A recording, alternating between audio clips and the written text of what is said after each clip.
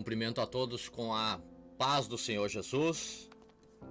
Agradeço a Deus de poder estar aqui junto com os irmãos e quero compartilhar uma palavra no livro de Lucas, no capítulo 21, versículo 33, palavras do Senhor Jesus Cristo acerca dos últimos dias. Lucas, no capítulo 21, versículo 33 até o 36. Disse o Senhor Jesus: Passará o céu e a terra, mas as minhas palavras não hão de passar.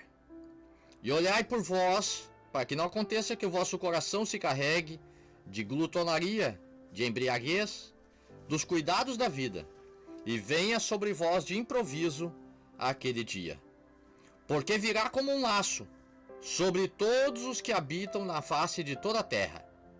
Vigiai, pois, em todo o tempo, orando, para que sejais havidos por dignos de evitar todas essas coisas que hão de acontecer e de estar em pé diante do Filho do Homem. Eu quero convidar você para fazer uma breve oração e depois vamos meditar um pouquinho naquilo que o Senhor tem para a nossa vida por meio desta palavra.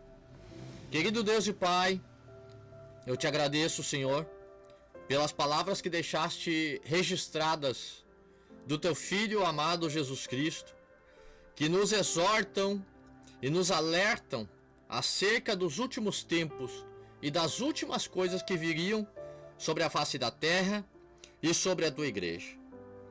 Dai-nos, Senhor, conhecimento e sabedoria para compartilhar com o teu povo que está escutando agora, para que juntos possamos aprender e possamos trazer para a nossa vida de maneira prática aquilo que o Senhor tem para nós e deseja de nós para a nossa caminhada e esta missão que temos, chamada vida, enquanto andamos sobre a face da terra. É o que nós te pedimos, em nome do Senhor Jesus. Amém e amém. Glória a Deus. Irmãos, esta passagem, ela está, como dizemos, em concordância com a passagem de Mateus, do capítulo 24, que fala a respeito do princípio das dores. Ou seja, Jesus estava comparando os últimos dias com as dores de parto da mulher que está para dar à luz. E quando fala das dores de parto, as mães entendem perfeitamente do que se está falando, que se começa com uma dor a um determinado tempo, na próxima ela vem com mais intensidade e com um período de tempo maior.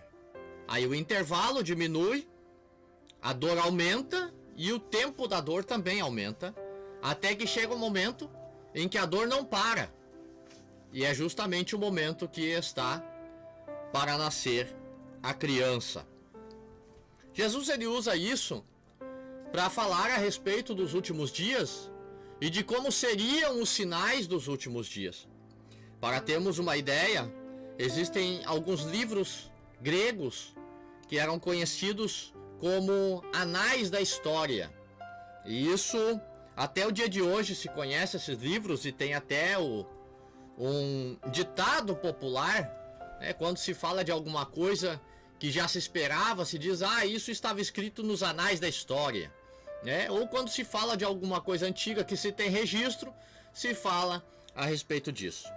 E esses livros gregos, eles traziam também eventos que aconteceram nos tempos antigos. Para se ter uma ideia, no século II depois de Cristo, ou seja, no ano 200 da Idade Moderna, nós sabemos que o nosso calendário ele é contado como antes de Cristo e depois de Cristo. Esse é o calendário do Ocidente, ou seja, Europa e América utiliza este calendário.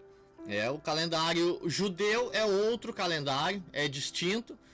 O calendário do Oriente Médio também é outro calendário. O calendário chinês também é outro calendário.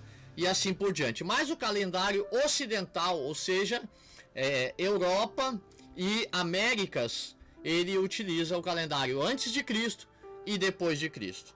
Então, seria no ano 200 depois do nascimento de Cristo, foram contabilizados apenas em 100 anos 2 únicos terremotos, para você ter uma ideia.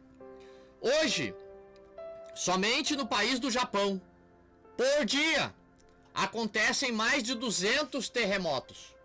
Isso somente em um país, e esse país, o país do Japão, ele, comparado em termos de tamanho, ele é mais ou menos, Pastor Natanael, o tamanho do estado do Rio Grande do Sul. Então imagina, ele não é um país tão grande quanto o país do Brasil, e ainda assim, a quantidade de terremotos que acontecem lá são enormes. As guerras no século II, elas também aconteciam, mas não tantas quanto acontecem nos dias de hoje.